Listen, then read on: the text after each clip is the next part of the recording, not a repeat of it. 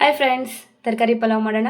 ತರಕಾರಿ ಪಲಾವ್ ಬೇಕಾಗಿರುವ ಸಾಮಗ್ರಿಗಳು: ಪುದೀನ, ಕೊತ್ತಂಬರಿ, ಈರುಳ್ಳಿ, ಬೆಳ್ಳುಳ್ಳಿ, ಶುಂಠಿ, ಹಸಿಮೆಣಸಿನ್ಕಾಯಿ, ಕೊಬ್ಬರಿ.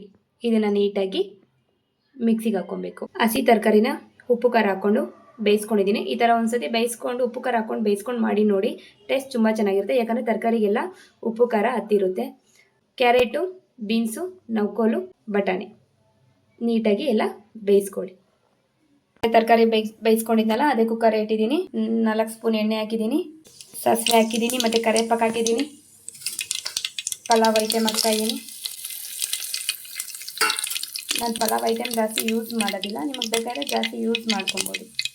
ಈರುಳ್ಳಿ,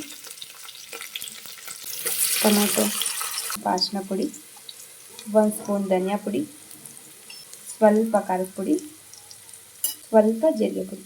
ಇದೆಲ್ಲ ಮಸಾಲೆ ಹಾಕ್ಕೊತಾ ಇದ್ದೀನಿ.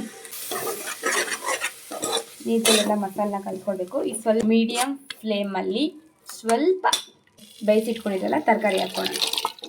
ನೀಟಾಗಿ ತರಕಾರಿನೆಲ್ಲ ಮಿಕ್ಸ್ ಮಾಡಿ ಕೊಡ್ತೀನಿ ಮಸಾಲೆಗೆ. ನಿಮ್ಗೆ ಸ್ವಲ್ಪ ಮೊಸರು ಹಾಕ್ಕೊಳ್ಳಿ, ಟೇಸ್ಟ್ ತುಂಬ ಚೆನ್ನಾಗಿರುತ್ತೆ. ಒಂದು ಸ್ವಲ್ಪ ಹಾಕ್ಕೊಂಡಿದ್ದೀನಿ. ಎಷ್ಟು ಗ್ಲಾಸ್ ಅಕ್ಕಿ ಎತ್ಕೊಂಡಿರ್ತೀರೋ ಅಷ್ಟು ಗ್ಲಾಸ್ 2ರಷ್ಟು ನೀರು ತೊಗೊಬೇಕು. ನೀಟಾಗಿ ಅಕ್ಕಿ ಹಾಕಿದ್ದೀನಿ, ಮತ್ತು ಉಪ್ಪು ನೀಟಾಗಿ ಮಿಕ್ಸ್ ಮಾಡಿ ಕ್ಲೋಸ್ ಮಾಡಿ ನಾನು 2 ವಿಸಿಲ್ ಕೂಗಿಸ್ಕೊತೀನಿ. ಮತ್ತು ಹಿಂಗಾಗಿದೆ ನೋಡಿ ಮಾಡ್ಕೊಳ್ಳಿ, ತಿನ್ನಿ. ಇಷ್ಟ ಆದರೆ ಲೈಕ್, ಕಮೆಂಟ್, ಸಬ್ಸ್ಕ್ರೈಬ್.